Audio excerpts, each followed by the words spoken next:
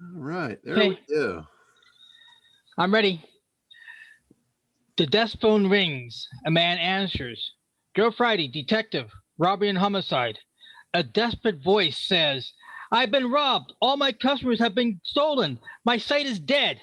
Joe Friday says, You need to call Chief Detective of SEO, John Limbacher. Oh man, I don't know where you come up with these. Wow. That's awesome. All right, well, it is April Fool's Day today, April 1st. Hard to believe that. I don't know what happened to March, but Yeah. Well, the whole first quarter of the year is gone. I know it's crazy, but I am happy about the weather warming up. It has Yep, just been far too cold for me. You guys probably absolutely. you guys probably saw me in like sweatshirts for the first time ever. But anyway, my favorite time of year when the days get longer and the weather gets warmer. So I'm looking very much forward to the next few months ahead and all that good stuff. But anyway, I wanted to cover a couple of things that are SEO related, which is kind of, that's traffic for anybody that's got websites. And one of the things, there's like trends. And this is not a new trend, but it's one that keeps getting recycled and it's getting firmer and firmer as it gels. And that is, in the keyword research part of it. That's where the keyword research is kind of like the foundation of SEO. It's figuring out your audience. It's figuring out what they would type in and getting in front of them. So one of the trends in keyword research is figuring out that people are searching differently now. There's a lot of voice activated search, like people are using Alexa and Siri and what's the other one? There's a bunch of these things where you can just talk to them. Like you see kids, they'll pick up their phone and they'll say, hey Google, what's this or what's that? And Google is answering them in real time. That's voice search. So the way people used to search was keying things in. And it happens to be that they key things in differently than they say things. So they're lazy, less keystrokes, different keywords, shorter keywords, choppier keywords. Nowadays, what's happening is the search phrases that a lot of people are searching for are question related. They're question and answer. And I've covered this a couple of times. SEMRush has a tool that I use to do keyword research, and it has a questions portion to it. Like you can put a keyword in and it will give you all the common questions that are asked about that keyword. So that's a really good thing to be thinking about as far as not only just keywords, but what kind of content you should be creating for your audience. If your audience is asking questions, if they are in the know, they're in the ACT program, they're in that thing in the pyramid of awareness, the portion that we call aware. They're not in the unaware, which is way down at the base of the pyramid. They're up a little bit and they're in the aware. That's where they search. They don't search if they're not aware. They don't search if they're not looking for you. If they don't know they have a problem. All of those things put them in the unaware portion of the pyramid. But if they're in the aware portion, that portion or above, they're running searches. They might not be running searches on Google, but they're running searches somewhere. They might be running them in Bing. They might be running them in Yahoo, or not Yahoo. Well, Yahoo too, but YouTube. YouTube has become the second biggest search engine on the planet, right behind Google. Google owns them both, but they search in a different way in YouTube. Most of the things that, well, what's become really popular in YouTube is how to. You go to YouTube to figure out how to do something. Like I'm even doing it myself, and I'm an old dog learning new tricks. So You know, but the younger folks, if they want to know how to do something, they just go to YouTube. They'll just go and they'll type in the search, how do I do this? Or how do I do that? And everything is available. It's like if you have to work on your washer and dryer and you need to know how to change the belt, just put in the model number and say, how do I change the belt on a model number XYZ? And boom, up will come a video. It'll show you step by step how to do it. So think about that as far as in your business. What do your followers, what does your prospects want to know? What do they want to be able to do? And start creating that content. That is really good content for you to create. So at this point, you know, as far as like trending things in the SEO world, I would say that is probably the most important thing to be thinking about, is those trends of the questions being asked by your potential customers. And again, they have to be aware. This does not work in the unaware marketing. So if your audience is unaware, search and SEO isn't going to cut it for you. It only works when they become aware and they start looking. But keep that in mind. The hot thing, when they start looking, a lot of times they're asking questions, and they're asking it directly to the search engine now. The days of putting just the blatant keywords out there, that's not the way people search anymore. They're getting more sophisticated. They're using a lot of voice search. And like I said earlier, when they do voice search, they search differently. It's easier for them to speak in English when they want to search for something.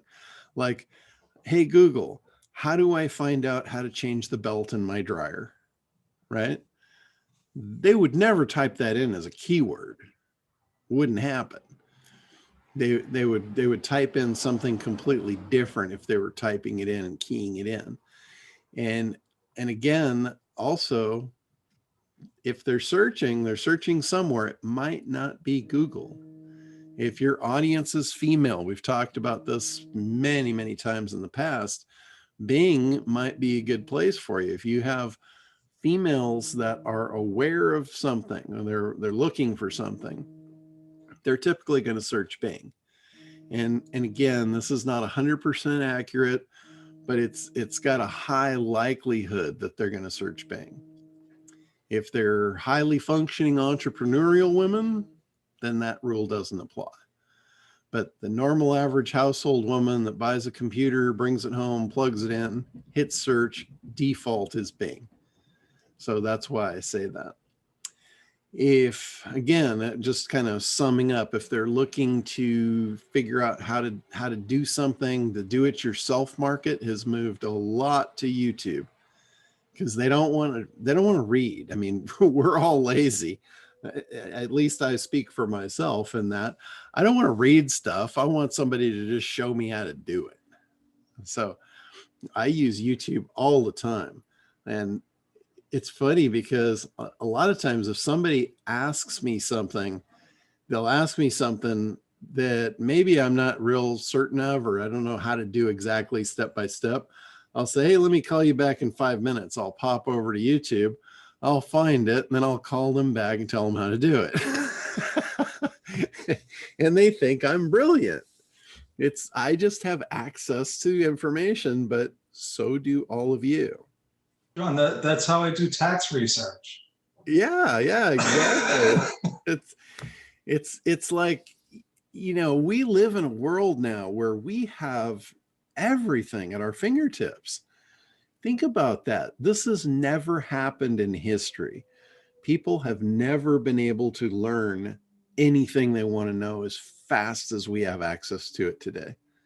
It is amazing. What the opportunity that is available to us is absolutely astonishing. Hey, John. Yeah, go ahead, Randy. So I was on another meeting, and I won't mention the meeting, but I had raised my hand. There were a lot more people on the meeting, and my hand raising didn't matter because maybe it just wasn't seen or whatever, or other people weren't being quiet and letting other people share or ask questions. And here's a burning question that I've had, and I'm sure lots of people have had this question and still struggle with it. There's got to be a there's got to be a simpler way or a simple way of cracking the code when we talk about not just target audience. How do you really find out where they hang out? And the reason I ask that question, as a speaker, author, and coach, author doesn't really matter. You're right, like you said, for credibility. But when you don't have something where you can go on YouTube and say, this is how to find your purpose. This is how to get your mindset right. This is how to, you might be able to say, this is how to create an action plan. But other than something like that, when it comes to coaching and or speaking, it's really difficult. I don't know how, lots of people have cracked the code, but I still struggle with, where they hang out, where do you put your energy, so to speak? Okay. Well, that's a really good question, because a lot of people struggle with that. They don't know. One of the keys to it, though, is figuring out the research. The analysis portion of ACT will give you a lot of insight into where they do hang out. And just a little story about a client, from many, many years ago. They were a day spa down in San Diego, Point Loma. They were right across from the harbor where all the boats come in. And they wanted to do massages and facials and, all of this stuff. But what we found when we did the keyword research, but there was no one in that local area that was searching for that stuff. So it was like, we found out real quick, they're not on Google. They weren't there looking. So what I did was I started asking them questions about their ideal customers. I said, what did they do? Give me some commonalities to their life. And the woman was telling me, she goes, well, a lot of them are boaters. A lot of them own boats right across the street. And I said, okay, what do the boat owners, what are they interested in? As a commonality, what do these boat owners like to do? And she says, well, they like to drink wine and they like to shop for nautical stuff. And I'm like, well, there's where they hang out. So what we did was we started to run campaigns. We ran some banner campaigns, display ads in places where, like, if they were going to these stores, if they were shopping for wine and cheese, we would hit them with retargeting ads. If they were shopping for boat pillows, all the boat decor stuff. And that was how we targeted them. And they got so many customers by doing that. And it was just a matter of figuring out where do they hang out, which is exactly what your question was.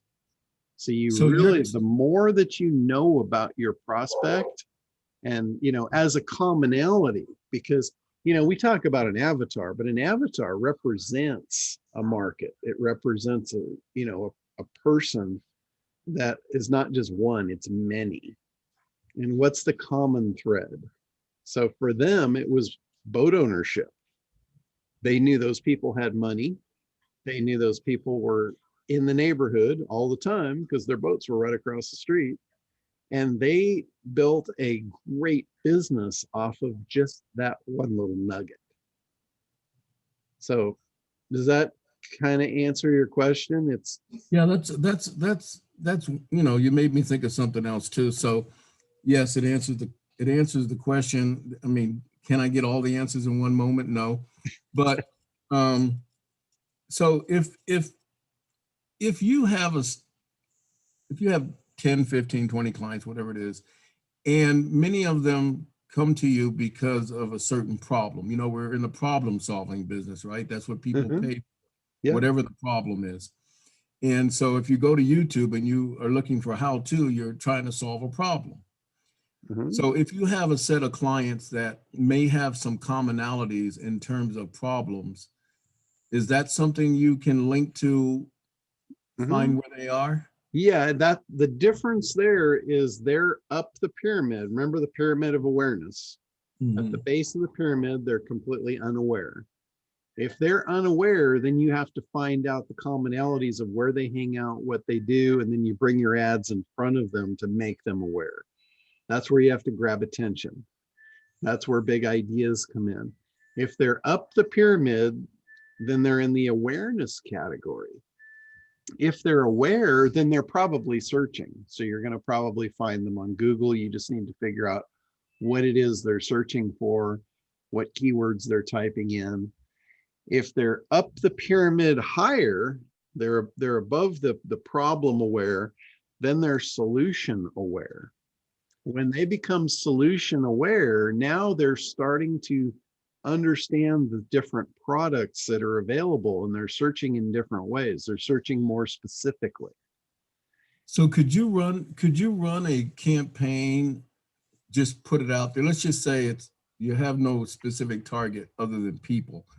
Could you run a campaign that says, are you aware that this is holding you back?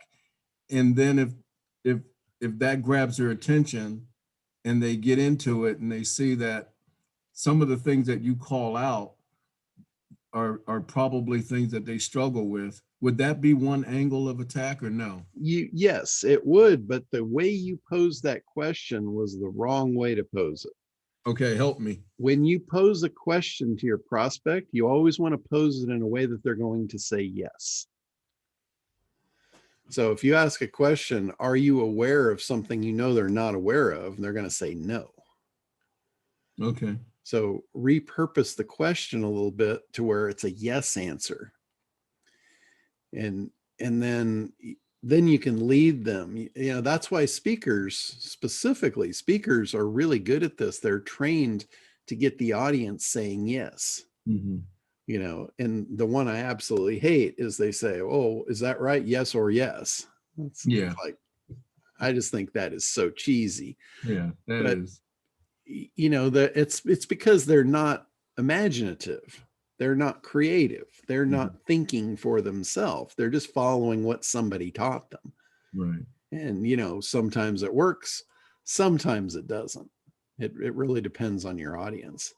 Mm-hmm. Okay. But that's, you know, that's something that you want to think about. Like David Ogilvy, this is one of the things that he said. He was the one that basically first described the big idea process.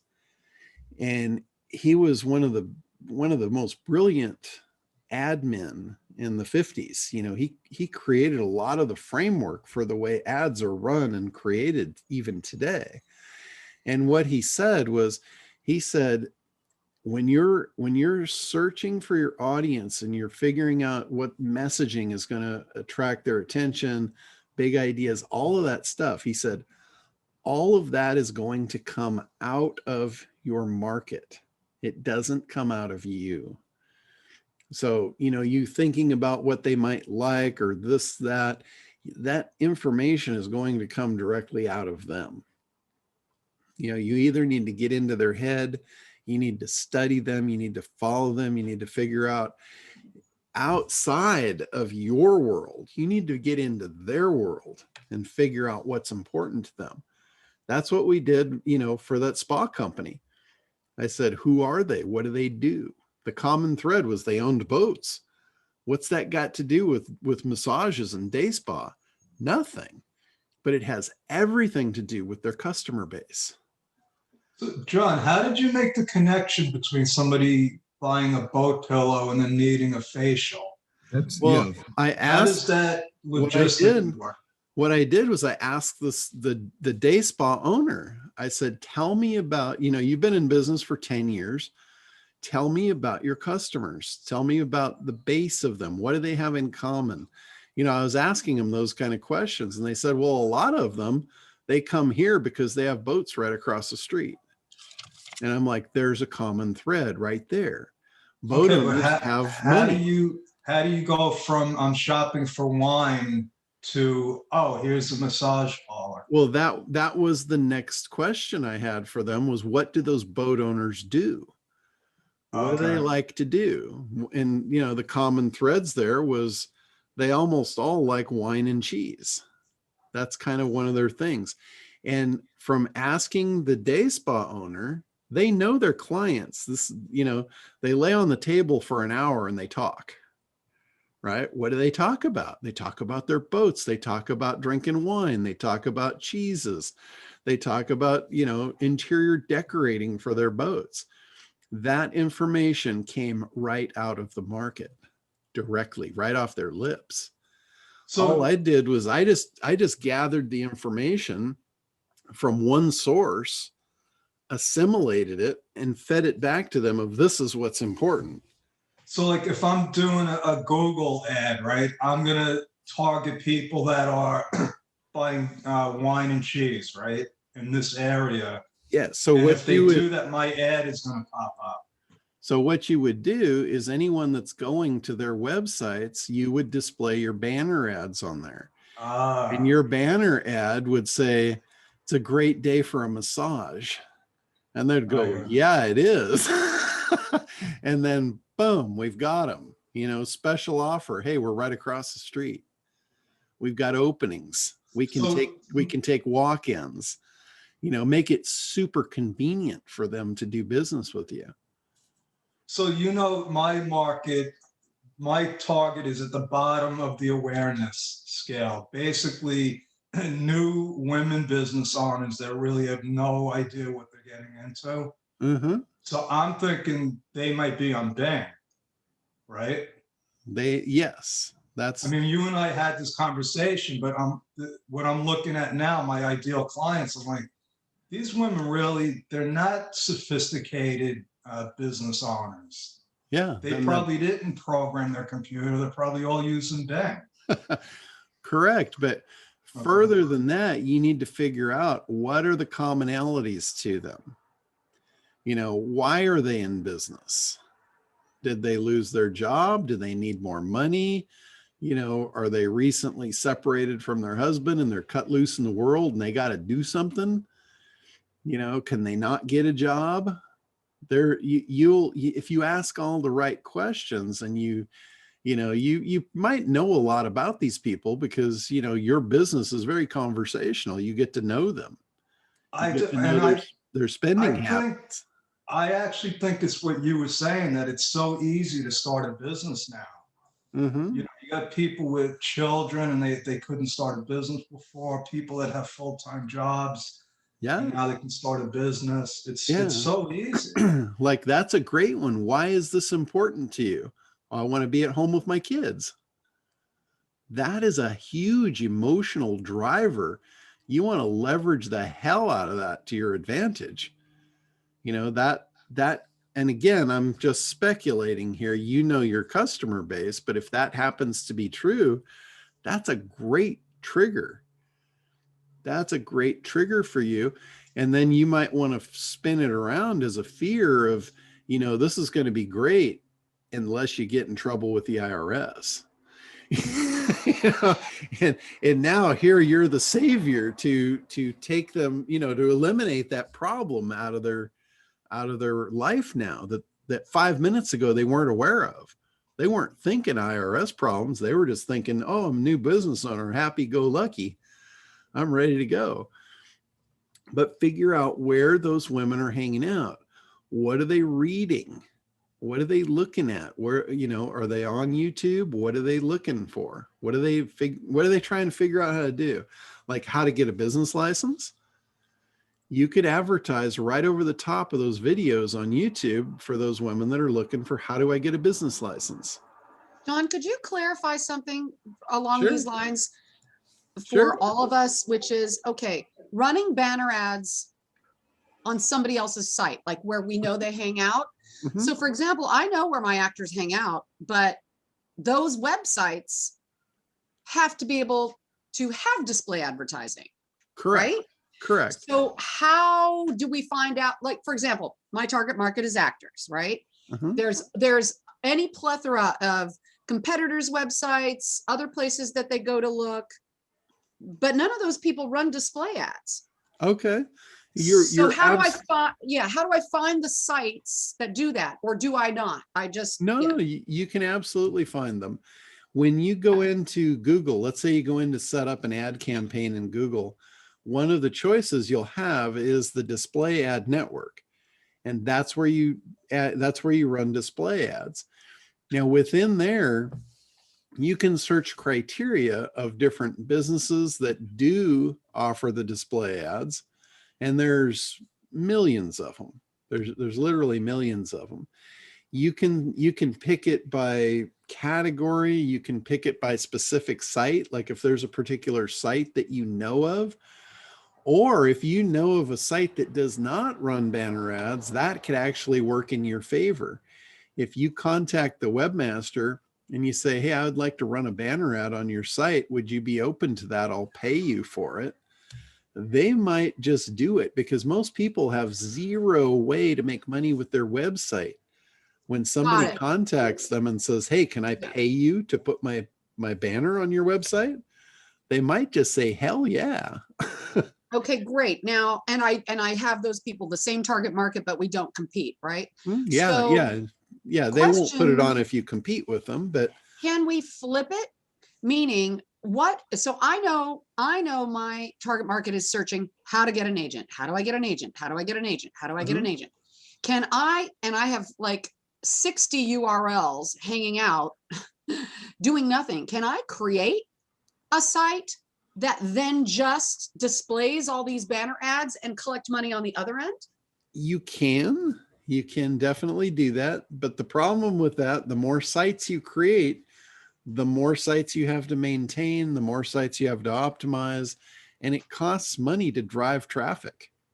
But isn't there, way back in the day before I even got into all of this, I had heard, so I know that there are people out there with just tons of websites where everything that's on that site is automatically fed from articles from like articles from Variety and da da da da da da.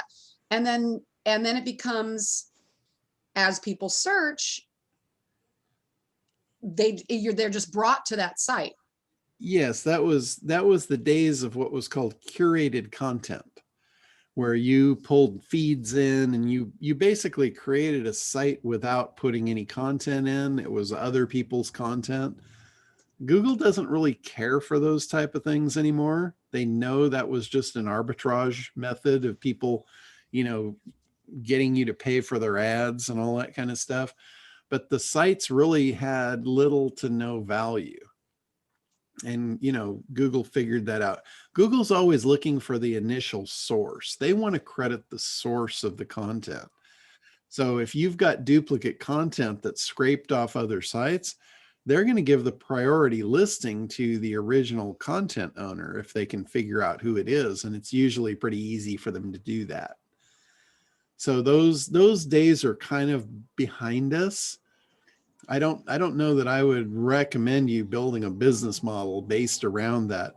Okay. Now, if on the other hand, if you had a site that you are driving traffic to and it's got a fair amount of traffic, you can add additional content to it and place ads on there and make ad dollars. But I wouldn't like spin it off and like create 10, 20, 50 sites. Those days are gone. Those days are absolutely gone. Nowadays, the more traffic that comes to one site, the more valuable it becomes to Google. So you want to focus your efforts onto one domain, not a bunch of them. That kind of makes sense. Yeah, that's clear. That always brings a little clarity. Yeah. Okay. So adding more pages to your domain, even if they're not relevant, like you can have content for a bunch of different stuff on your website as long as it's like, if it's categorized. Like that was one of the first criterias of SEO that was developed by Yahoo. Yahoo actually set the standards for optimization. I'm talking about all on page. Back in the day when I'm talking about, it was all on page SEO. And Yahoo kind of set the standard. And one of the standards was what the SEO world called siloing. They would call it siloing their content, which I can't stand these people that have to create words for things that already have a word and already have a meaning just so they can say they own it, which is bullshit. But all siloing means is categorization. So if you go to even today, if you go to Yahoo, you'll notice there's breadcrumb navigation. Like it shows the category you're in, and then the subcategory, and then the page, and then the part of the page that you're on. That is what somebody came up with and called it siloing. But all it is it's just category. You can have an unlimited amount of categories on your site. And all you have to do is put the right content in the right category, and Google will recognize, oh, they have a specialty. They've got 3 specialties. So it makes sense that they have content for all these things, all under one lid, which means the more traffic that goes into that lid, the more valuable it becomes to Google. That will push you up in the rankings. Here's something also back to the banner ads and where to find where to place your ads. There's a site called SEMRush. And if you go to SEMRush and you put a site in there, maybe not even necessarily your site, put a competitor, a big competitor that's got a lot of traffic, put their site in there.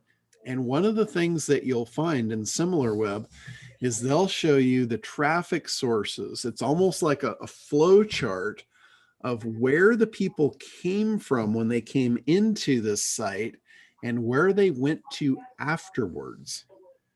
Looking at the sites of where they came to and where they went to are absolute gold as far as places to put your banners.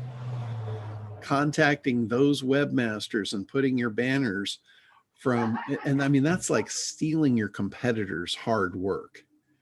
They spent a boatload of money to get all that traffic onto their site, and now you know where it came from and where it went to. You can take advantage of that. You can contact those webmasters, say, hey, I'd love to put a banner on your site. How much would you charge me? A lot of them have never even thought about that. If you offer them, you know, 25, 50 bucks a month to put your banner on there, you could potentially be in front of all of the people going to your competitor sites. You could be displaying your ad to all of them for 25 to 50 bucks a month. Yeah. And the person to put the ad on, they'd be happy as could be because they probably haven't made a dime off that website in the 10 years they've had it. Yeah, I'm that person. I want them to pay me. So I think this is good. Or at least a banner exchange. Sure. And if you want that opportunity, what you can do, put a link in the footer of your website that says advertise with us. I got it. And then I would have to figure out where those banners would show up. Yeah. And then put a page on your site for that advertise with us that shows your banner, just like what Craig does. He sends out, hey, here's how you can advertise for my upcoming event. He gives you advertising opportunities. That's what he calls it. I'll just add that to my never ending to-do list. Yeah. But here's the thing. There's people out there that will search under keywords with advertise with us as a search criteria, and they're looking for places where they can put their banners. So if you want to get dollars, if you want to get ad dollars, that's a good way to do it.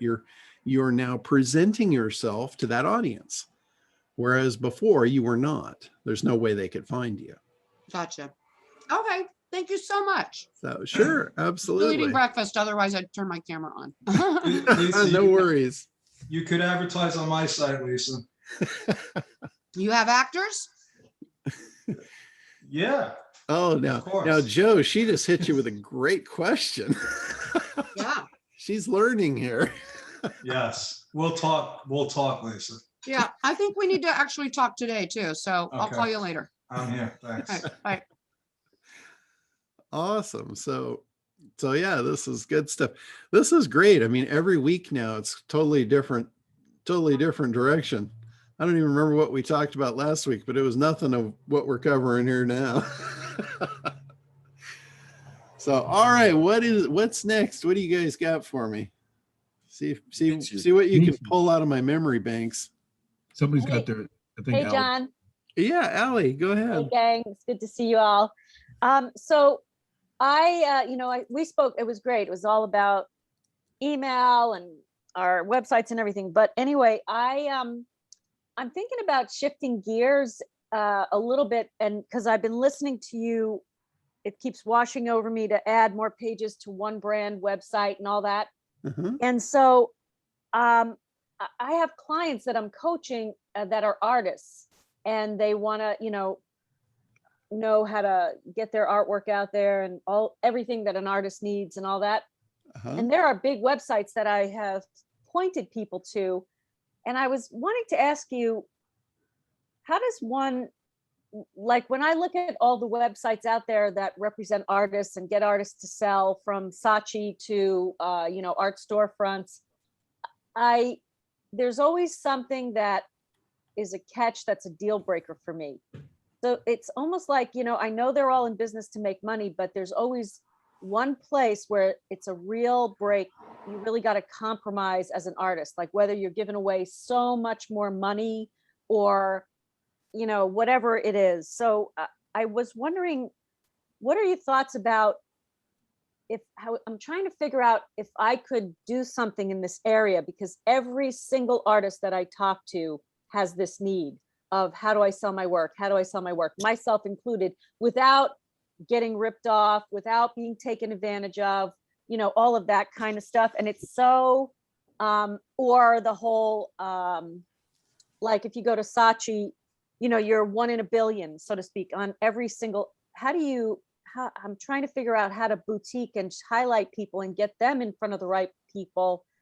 Because most artists don't have, huge bodies of work, and they're dealing with originals. So Mhm. you see where I'm thinking, John, like, and I'm trying to step out of, like, even for myself, I was like, okay, I probably have, let's say 100 pieces of work, but even if I scanned everything and kept the franchise rights and the reproductive rights, even if I sold every original that I have, it's still not a lot in the big picture, if you follow me. And Yeah. so when you were talking about the yacht owners, like my brain was popping like, oh, yacht owners, it would be great to create, like, I got to brainstorm with you because your mind makes the connections, and mine I'm in all the questions, but it's like missing the connecting dots. So does this, Well, you it get the gist of sounds, what I'm saying? yeah, no, it sounds like it sounds like you haven't cracked the code yet. No way, I have not. No. And you're trying to offer a solution you haven't cracked the code yet yourself for. Right. So But I see the that's, problem all the time. yeah, no, there's no doubt there's a problem. Every artist, I mean, it's almost a cliche, the starving artist, because they're artists, they're not business people. Mm-hmm. So, one way would be find a manager. Your situation, believe it or not, is very similar to Lisa's. Her actors are artists. Yes. And I just them, wrote you an email, Allie, because we have the same exact thing, really the same path, but just slightly Well, different. actually, Lisa, I learn a lot when you talk, because I think of, I see that, you know what I mean? Like anybody, poets, writers, any screenwriters, like anybody that's doing anything creative, and really everything's creative. I mean, it's just, everything is creative. So anyway, okay. So sorry, John, I cut you off. no, what I've found is the more creative they are, the more left they are as far as the creative, Yes. the less business they are, which is over on the right. So you can have somebody that is absolutely outstanding in the creative part that has no ability to make any kind of money with it. Yes. And what you need to do is you need to partner that person with a business person, which in Lisa's world is an agent. And in the art world, they have agents as well. They have representatives. Sometimes it's an art gallery. It might be a case of you just need to find the right art gallery that matches the type of art that your artist that you're representing is, and you make the match for them, because they don't have the thought process to be able to do that. Right. And so that's a great idea. It's almost like I see, oops, I lost my earbud. And as far as the agent, the agent negotiates, the agent places, the agent does all the stuff that the artist just, they'll blow up if they even have to think about that stuff. Right, right. Utter meltdown. Mhm. Um, Yeah. No, I know a lot of But artists. Allie, I know a lot of artists, Allie, and you I know, love them. yes, I love them too. And I'm totally, living in that world of just all of it. I mean, like I even think, Allie, I'm sorry, but you sold a lot of your work for big money, and you really know how to do it. My thought for you is to create a model of your closing questions to ask, because you're a good salesman. It's not like you're not. right, thank you. Well, I actually thought of like, because Woody and I worked together last year, I thought of even, it's like how he's a broker for the buyers and the sellers and the houses. I kind of want to brainstorm with you about this, John, because it's like creating a niche that it kind of doesn't exist, that's actually in favor of the artist. And everything, artists, you guys know me. And to answer your question, Woody, my biggest sales, like when I sold pieces for $40,000 or more, it was always through word of mouth. It wasn't, you know what I mean? It was like direct connection. Like if John said, Allie, I just met this yacht owner. What work? Oh, you froze. I didn't get that. No, it's a new game. It's an old game. It's a new delivery system. Same old shit. $40,000 sale is pretty nice. And you know how to do it. Just keep on doing it over and over in your new vein. It sounds like Alice should become the artist matchmaker, like the millionaire matchmaker. Yeah, she could. You become the artist matchmaker, then you become either the broker or their agent, their business agent, or their connector, thinking in terms of connecting them with the right people so that they can get what they need to get done, and they stay in the art space, and you help them as a connector or the matchmaker. Right. And that's exactly, Randy and Woody and John, that's actually what I'm trying to work out with you, like how. And here's the other thing. And John, the big point that you made was I've done it myself, but not in LA. It has not been a good place for me, but now we're all online. I've done it in New York because New York was different, but now New York is crazy right now, crazy straight up.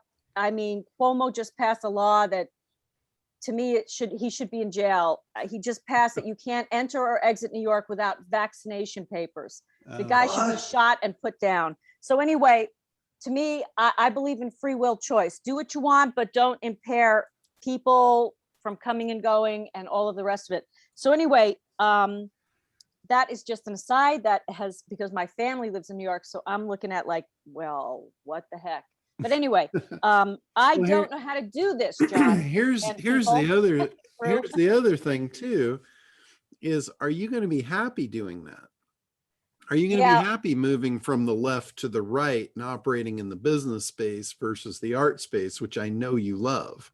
Right. I was going to ask, it's cool that Lisa wrote me an email, because I was going to ask Lisa about it, because I don't know, but all my clients, they're artists. I have 5 new, clients right now. And I think, okay, I could send my East Coast people to Joe because they don't know anything about accounting. And, it's exactly what you said. They're me. They are me. Yeah. See the thing with you, John, you know me. Yeah. The thing with Lisa is a little bit different animal here. She's balanced in both brains. Well, she's I was going to say she's probably a little more heavily balanced on the business side. She loves to entertain, and that's where she makes the connection with the entertainers, but she is more heavily weighted to helping them. So that's a really good fit for her. I don't know that you're going to be happy with that. But can I just interject really quickly? I became an agent, which is in your world, a broker or whatever. If you connect the artist with the person for the outlet of selling the art, or what, that's what an agent does for performing artists. I was an agent for 6 months. I only made money when they made money. I made $410 in 6 months. I hated it. Now, if I was making a boatload of money, but I still hated it because it was all about me helping them sell their art. Right. I stopped it. I said, I would rather coach you. You pay me first, and I will teach you how to do what I know how to do. Yeah, that's a distinction. that's a much better model too, Allie. Yeah. That way you're providing a service, but it's not dependent upon you making money if they make money. Right. And John, that's what I've been wrestling with. Like, I'm just kind of like in the space of what's for me to do now in this new world of everybody's online. People are still freaked out, and everybody's got their varying opinions, and we're just living in, it's not, I can't even call it post-COVID. It's kind of like we're hanging in the middle somewhere of whatever's going on. But life and business is absolutely changed, and it's not going away. So I'm trying to land on my feet here, and I'm feeling the pain of all my clients and everybody. I mean, Well, like the real key to it is just like what Lisa's got. She knew how to do it. She had cracked the code, so now she can train on the cracked code. What you need to do is you need to somehow crack the code of, if you want to get your art placed and sold, here's the path of how to do it. So if you can crack that code, you'll have a saleable product, and then you can help all those artists, and you'll make money at it. Right. And I think you'll be a lot happier too. Yes, I agree, because I'm definitely, I'm even left-handed people. Yeah, and it's much more scalable as well. And much so, less work on your part. So I guess the question is cracking the code. That's like the big, it's been dangling out here all the time. So what do I do? Brainstorm with you, John, on the side, brainstorm in front of everybody? Doesn't everybody have a code to Well, you've done this. You basically have sold high dollar art, right? Yeah, pretty. Decent. I mean, it's a higher end that I've been and able you to said pull it off. was by word of mouth, but it didn't just happen. You created the scenario for the word of mouth to take place, and Right. that's your code. Well, how did you do that? What did you do there? Well, you made yourself available somehow. Well, I was an award-winning art director and creative director, so I knew a lot of people with very, very connected, small connected market in the advertising world in New York City. And then we knew our clients, like, multi-million-dollar clients, we knew people that had money. And so, like, literally when I did the Pepperidge Farm murals, somebody that was in media, selling media for Pepperidge Farm, said, hey, they need a mural and I'm going to put your name in. And I mean, I beat out big companies because I was like, Star Wars, the little stealth flyer. And I bid them for 70,000 instead of like, the other offers were coming in at 300,000 and up. But I said, hey, you could split this across your brands. And it was a no brainer for them. And I made good money, and they had a blast. And it saved them like $300,000 to just out of the gate. I knew it. That's your code right there. You just laid it out for us. Your code was. I'm glad this is being recorded. John, are you saying like she can reverse engineer that? Well, she just did. She just told us exactly what the code was. That's what you taught me. I went back to how did I get my ideal client, and now I'm just replicating it. Yeah. So what she did was she told a person of influence what was available to them and how it would help them, how it would save them money. And at some point in the future, they recalled that, had the opportunity in front of them. And it wasn't just word of mouth. Allie created that. That's the code right there. Isn't that the timing thing that you talk about? Well, That's what I it's a, mean, John. it's a I feel numbers like game. It's a numbers game. Once you tell one person, and then you tell another, and then you tell another, you've got all these timelines going on. You are increasing your odds radically of a word of mouth opportunity to take place. If you don't do any of that, it ain't never going to happen. If you do it once, your odds are 1 in a million that it's ever going to take place. If you But do it that's what I every mean. day, your odds go up exponentially. But see, John, I felt like that was like I was really positioned for that break, you know, and now I haven't been in New York for literally 10 years. So it doesn't matter. None of And that all the matters. people are retired, you know, like, and the whole industry flips and Doesn't flipped over. None of that with- matters. It's the None of it position. matters. It's not the person, it's the position, and the position is still there. So what you need to teach them is you need to teach them how to identify the people of influence that could give them that job. And you need to spread the word to those people. That's your code. That's you cracking the code for how you did that. The person, because of your position, none of that really matters. Those people are still there.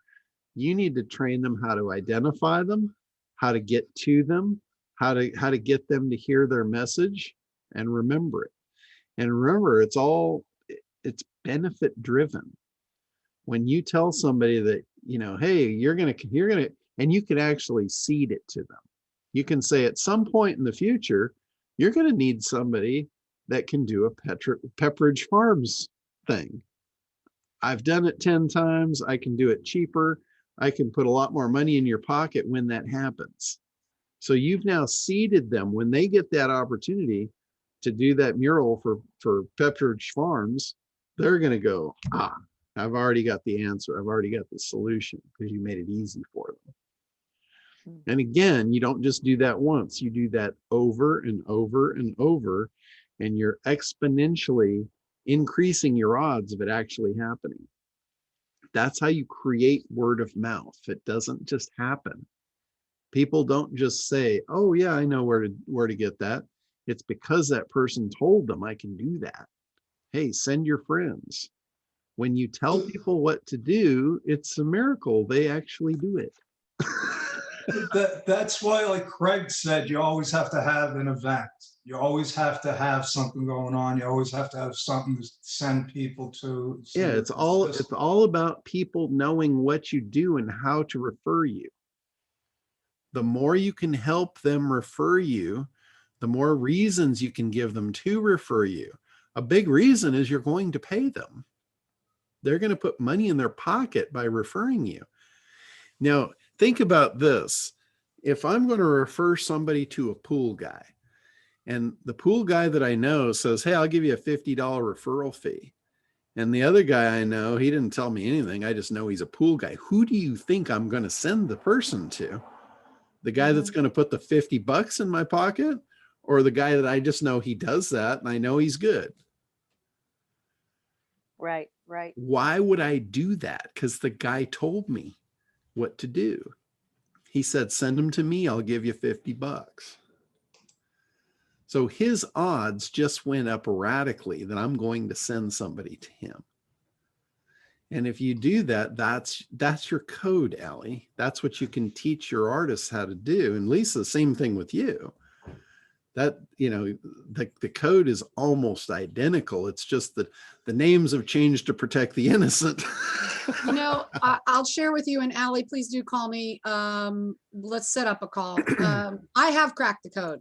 I cracked the code a long time ago. My whole thing is transferring all of this online.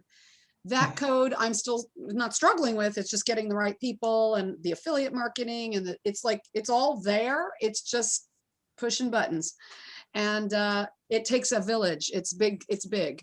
Mhm. So You've come a long way, though. You're you're getting close. coming. It's coming. It's gonna. I've been planting seeds for a long time now. Yeah.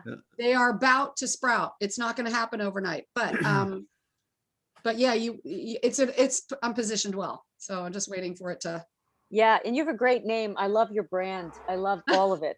No, really. And I don't say that often. I really don't, because I have too much background. So we do the same thing. So let's. I have love your the gold number. standard. I love the gold standard. Gold It's standard, so yeah. awesome. It's great. Awesome. Yeah, And it you really just need is. to copy this. You need a group thing, you need private coaching, you need some online things, boom, you're done.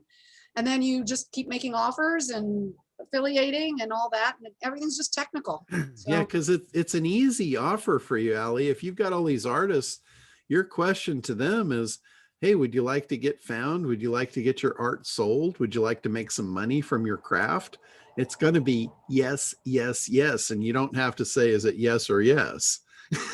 You've already got the yeses in a very natural, progressive fashion. And then the next thing is, would you like to join my membership where I show you how to do that? And the answer is going to be yes.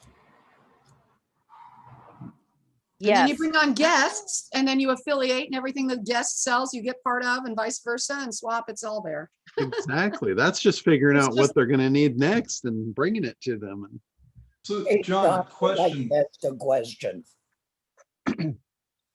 What, Woody? What? what was the question, Woody? No, I want to ask a question because for my TV ad, I wanted to get your read on a couple of lead magnets and how many lead magnets can you have? Like my thing is deal of a lifetime. Okay. You can, So- the short answer is the more you have, the more opportunity you're going to create. Yeah, so here's the thing. So I'm giving away these guides. One is where is everyone moving and why?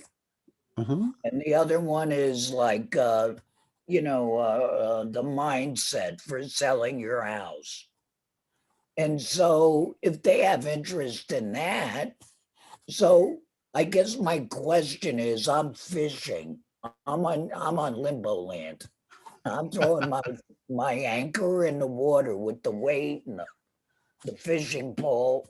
So isn't it better to have 3 or 4 poles out without looking like a Absolutely. or Absolutely. You can have an unlimited amount of lead magnets, and you should have the more the merrier, even if it's for the exact same avatar and audience, because different things are going to grab different people.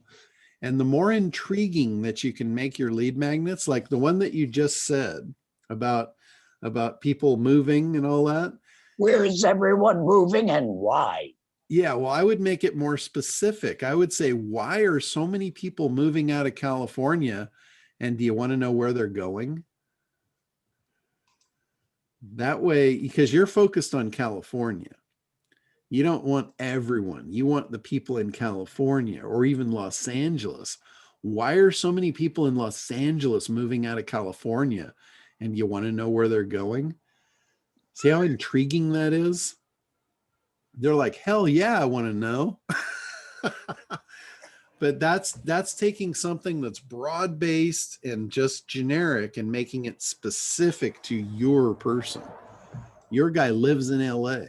So when you say, why are so many people moving out of LA? And you want to know where they're going to? They're like, hell yeah, because I feel like I'm missing the boat. Right. How about for my seller's guide? Me and Allie worked on a seller's guide last year, or we started, and now everyone offers them. Yeah. So it's almost like, Well, here's what's important to your seller. Your seller's most important thing is making the most amount of money and not getting bursted in a bubble. So what you want to do is you want to say, LA is on the edge of disaster in the real estate market. How would you like to know when to get out? Get top dollar and get out before the crash. holy shit, I'll be arrested for sedation. And again, it's figuring out what's important to your particular avatar. Your seller is different than your buyer.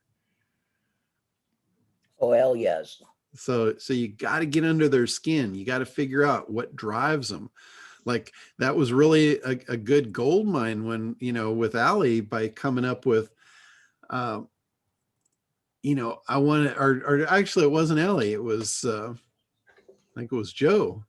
Why are these women going into business? So they can be with their kids. They don't want to be separated from their kids.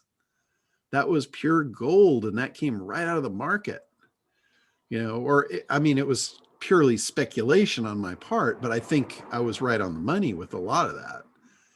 So when you can figure out what gets your market emotional, what's going to drive them, those are your best lead magnets. Those are your best campaigns. Those are going to be your highest converting offers.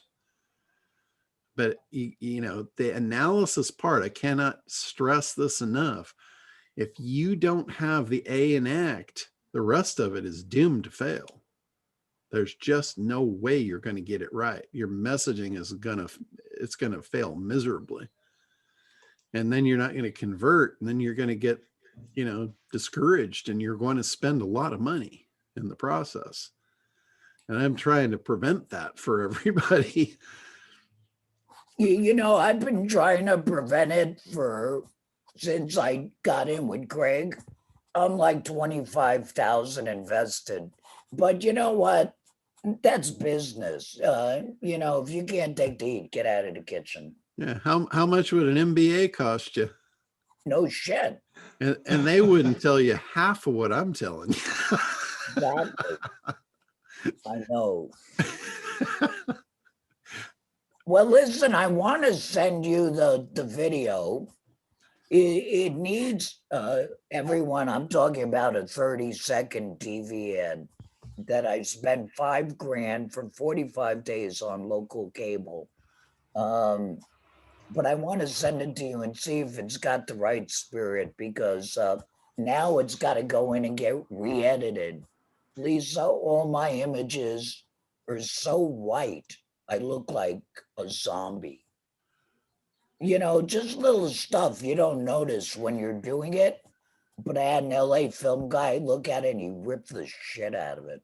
So I figure as long as I'm replacing half of it, I might as well get the approval of Limbo Land over there. There you go. And see if the magnets are hitting right. Perfect. I'm happy to look at that for you. I love you, Johnny. And Allie. I love Allie. Who doesn't love Allie? Come on. Well, who doesn't love Alice Vorschau? Fuck yes. All right. Anything else before we wrap up for today? Hey, anyone, if you're in LA and know a buyer or seller, get him the Woody, and I'll give you a nice gift.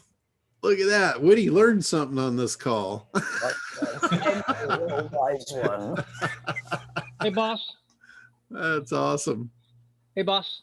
All right, Gregory, yes. Okay. Picking up the thread from last week about what Randy's situation where his wife's place got broken into. Uh-huh. Randy, can you hear me?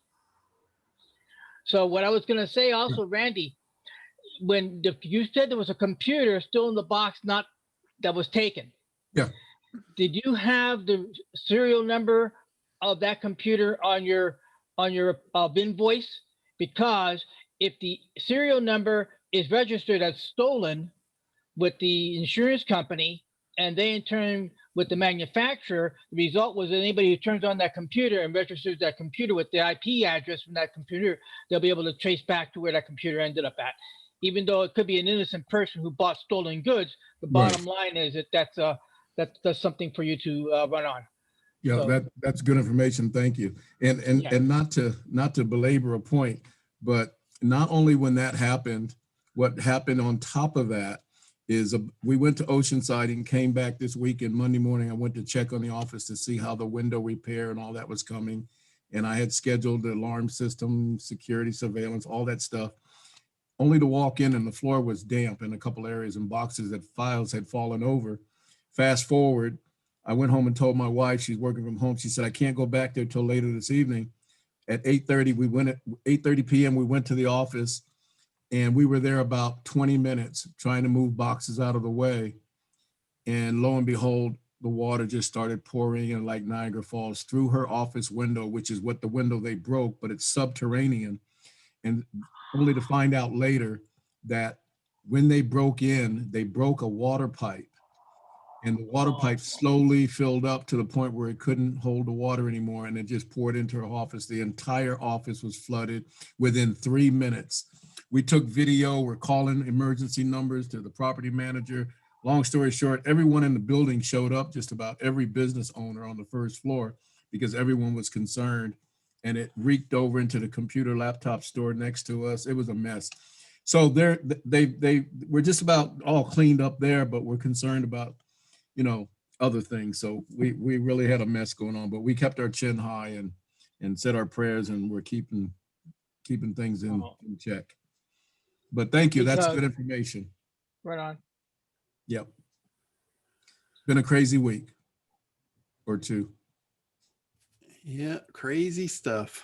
So Watch for the silver lining, Randy. it's always there. Yeah, absolutely. You know, my wife's a good person. I like to think we are. So, you know, we'll just keep moving forward. You are. Keep Yep. on keeping on. Yeah. So anyhow, thank you so much, John. I know you guys get ready to leave too as well. I was in and out with other things going on, but thank you so much for your answers today and your help. All right, my pleasure. We will be back on next week, regular time. So you guys have a great week, and we will talk soon. Thanks, Randy. You guys will be in my prayers. Sorry to hear that, man. That sucks. Love I y'all. admire and love all you guys. Have a great Bye, Johnny. Thank you so much. Bye-bye. Bye, Joe.